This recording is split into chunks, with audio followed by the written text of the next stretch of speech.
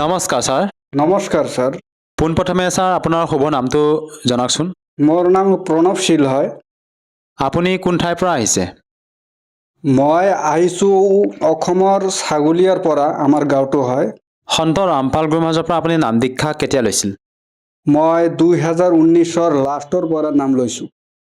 তেখেতৰ পৰা নাম দীক্ষা লোৱাৰ আগতে আপুনি পৰম্পৰাগতভাৱে কিবা ভক্তি সাধনা কৰিছিলনে? হয় ছাৰ, আমাৰ যিমান হিন্দু ধৰ্মে আমাৰ দেৱী দেৱতা আছে, ব্ৰহ্মা বিষ্ণু মহেশ, শ্ৰীকৃষ্ণৰ ভক্তি সাধনা কৰিছিলোঁ। আৰু সেই সাধনাবিলাক আপুনি কেনেধৰণে কৰিছিল ছাৰ? মই এনেই কৰিছোঁ, যেনে আমাৰ সমাজৰ মানুহবিলাক যেনে কৰি থাকে, মানে কীৰ্তন কৰা, হৰে ৰাম হৰে কৃষ্ণ, এনেই আৰু কৰিছিলোঁ। আপুনি যিহেতু ছাৰ জনালে যে আপোনাৰ পৰিয়ালৰ লোকে যিদৰে সাধনা কৰিছিল সেইদৰে আপুনিও কৰি আছিলে, তেনে ক্ষেত্ৰত ছাৰ আপুনি সন্ত ৰামপাল গুৰুৰ মাজৰ শৰণলৈ কিয় আহিব লগা হ'ল? ছাৰজি, এটা মানে কথা আছিল, সেইটো মানে এই মানে মুছলমান ধৰ্ম এটা আছিল, একটা জাকিৰ নায়ক। তো জাকিৰ নায়কে কৈছে তোমাৰ মানে শ্ৰীকৃষ্ণ ভগৱান নহয়। মোৰ সেইটো কথাটো শুনি বহুত মানে বেয়া লাগিছে। মই তেতিয়া মানে শ্ৰীমদ ভাগৱত সুধাসাগৰ মই দেখিলোঁ। তো সুধাসাগৰত লেখা যে শ্ৰীকৃষ্ণ ভগৱান হয়। পিছত আপুনি সন্ত ৰামপাল গুৰুৰ মাজৰ পৰা নাম দীক্ষা কেনেকৈ ল'লে? লৈছোঁ যে কৈছে যে তোমাৰ আপোনাৰ যে এই জাকিৰ নায়ক আছিল, এই জাকিৰ নায়কৰ সেইটো সন্ত ৰামপাল মহাৰাজৰ মই ইউটিউবে মানে দেখি আছোঁ আৰু এই মানে জাকিৰ নায়ক আৰ এই সন্ত ৰামপাল মহাৰাজৰ মানে হলো জ্ঞান চৰ্চা। তো দেখি আছো মানে দেখেতে আৰু মানে কৈ আছে, সন্ত ৰামপাল মহাৰাজে কৈ আছে যে শ্ৰীকৃষ্ণ মাত্ৰ 3টা লোকেৰ ভগৱান হয়। আৰু পিছত আপুনি সেই যে জ্ঞান চৰ্চাটো জাকিৰ নায়ক লগতে সন্ত ৰামপাল গুৰুৰ মাজৰ যিটো জ্ঞান চৰ্চা আপুনি চালে ইউটিউবত, তাৰপিছত আপুনি তাত কি পালে, এনেকুৱা কি জ্ঞান প্ৰাপ্ত কৰিলে যাৰ দ্বাৰা নেকি আপুনি আপ্লুত হৈ সন্ত ৰামপাল গুৰুৰ মাজৰ শৰণ গ্ৰহণ কৰিলে? সেইটো ছাৰ মই মানে দেখি আছোঁ যে সন্ত ৰামপাল মহাৰাজৰ যিমান জ্ঞান আছে, আমাৰ বেদ গীতা পুৰাণ খুলি মানে গ'লেও দেখাইছে যে ব্ৰহ্মা বিষ্ণু মহেশৰ ওপৰত আৰু ভগৱান আছে। আৰু মই মানে সেইটো দেখি মোৰ মানে ইমান চিন্তা মানে আহিল আৰু ভিতৰত, আৰু মানে ইয়াৰ পৰা আৰু আছে নেকি ভগৱান? তেন্তে হ'লে মই এই মানে সন্ত ৰামপাল মহাৰাজৰ সৎসংগ দেখিলে, তাৰপিছত মই দেখিলোঁ ইণ্টাৰভিউ এটা মানে কৈ আছে যে সন্ত ৰামপাল মহাৰাজ আহি মোক সতলোক লৈ গৈছে, সৰগলোক লৈ গৈছে।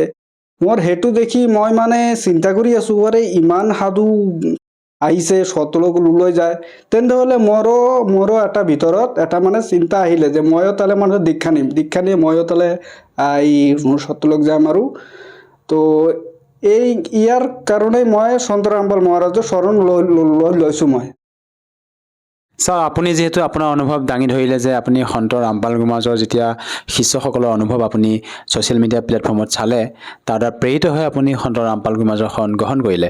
আমি আপোনালোকৰ গুৰু সন্ত ৰামপাল গুৰুৰ মাজৰ শিষ্যসকলৰ যেতিয়া অনুভৱ চাওঁ, তেওঁলোকে নিজৰ অনুভৱ দাঙি ধৰে যে সন্ত ৰামপাল মহাৰাজৰ পৰা নাম দীক্ষা লোৱাৰ পিছতে বিভিন্ন প্ৰকাৰে লাভ পোৱা বুলি।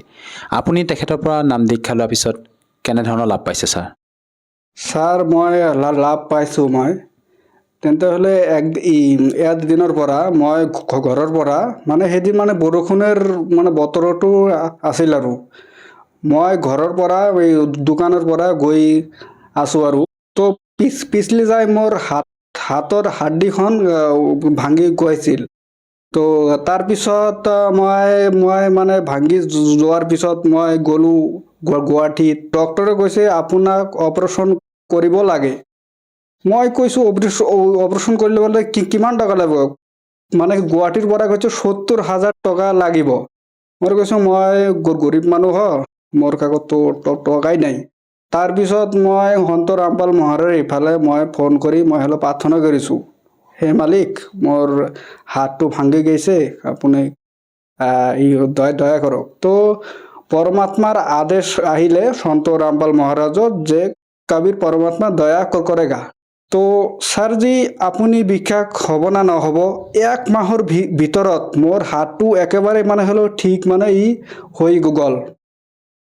ছাৰ, এইটো আচৰিত কথা। আপুনি যি পিছলি পৰিছিল তেতিয়া আপোনাৰ হাতখন ভাঙি গৈছিল, ডক্টৰে কৈছিল যে এইটো অপাৰেশ্যন কৰিব লাগিব, কিন্তু এইটো কেনেকৈ সম্ভৱ ছাৰ?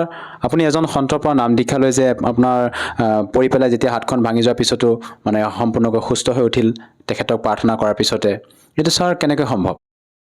সেইটো হয় ভগৱান কৈছে বেদত কৈছে যে যদি সাধকের কোনো মানে সাধকের যদি কোনো ধরনের প্রবলেম হয় সেইটো মানে হলো পরমাত্মার যে মন্ত্র দেয় সেই মন্ত্র দ্বারাই পরমাত্মা ঠিক কৰি আৰু দেয়।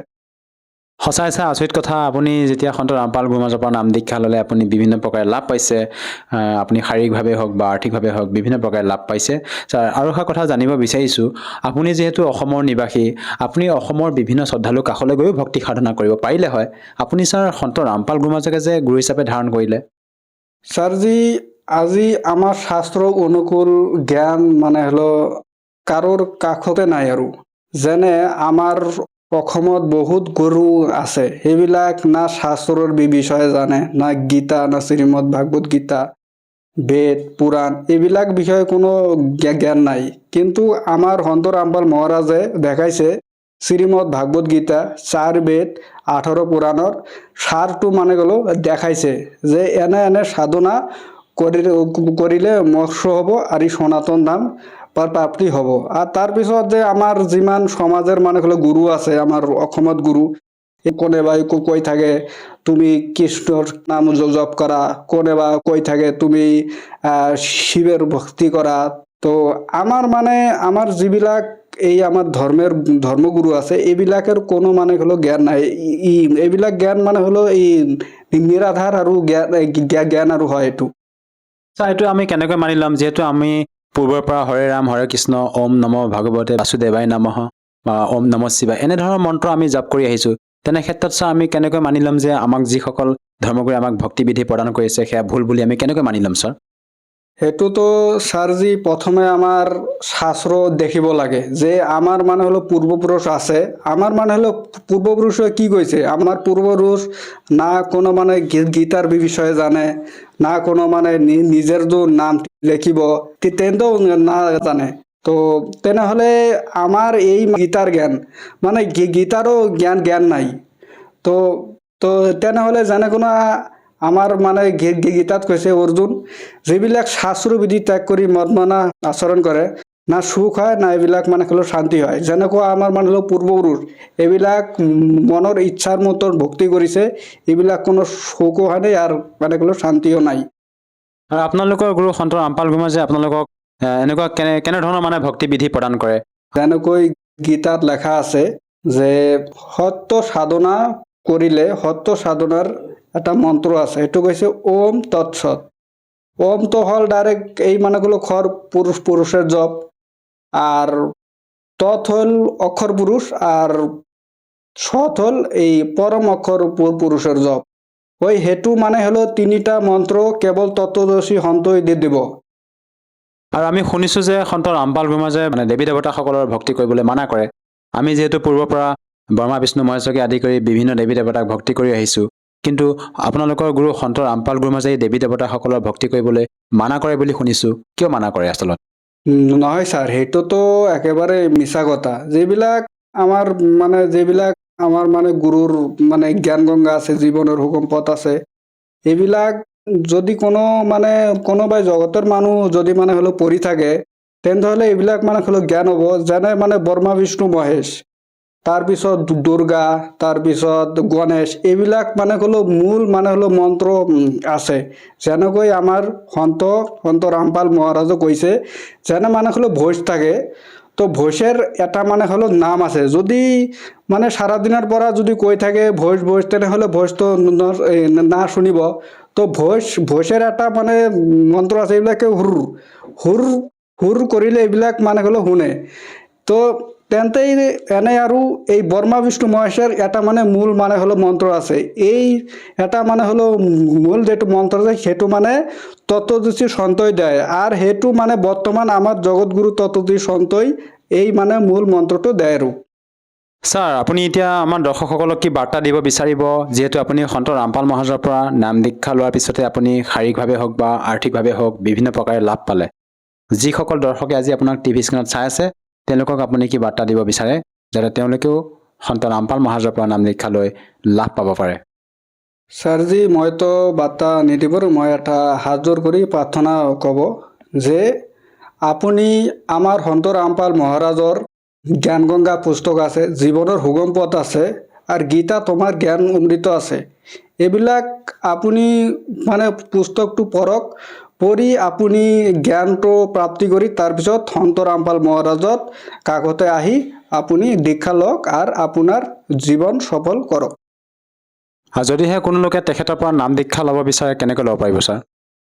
ছাৰ, যেনেকুৱা আমাৰ সন্ত ৰামপাল মহাৰাজৰ ইউটিউবৰ পৰা সৎসং আহে, এই সৎসঙৰ মানে নিচে একটা মানে হলো পিলাফিচ আছে, সেইটো একটা মানে ফোন নম্বৰ আহে, সেইটো আপোনাক ফোন নম্বৰৰ পৰা ফোন কৰি আপুনি আমাৰ এই জিলাত এই সন্ত ৰামপাল মহাৰাজৰ চেণ্টাৰ আছে, আপুনি আহি নাম দীক্ষা ল'ব পাৰে। আৰু নাম দীক্ষা লওঁতে কিবা টকা পইচা দিব লগা হয়নে তাত? নহয় ছাৰ, একেবাৰেই ফ্ৰী। আমাৰ মানে সন্ত ৰামপাল মহাৰাজৰ এইফালে মানে নাম দীক্ষা ল'লে এটা টকাও আৰু নাই। ধন্যবাদ থাকিল ছাৰ। নমস্কাৰ।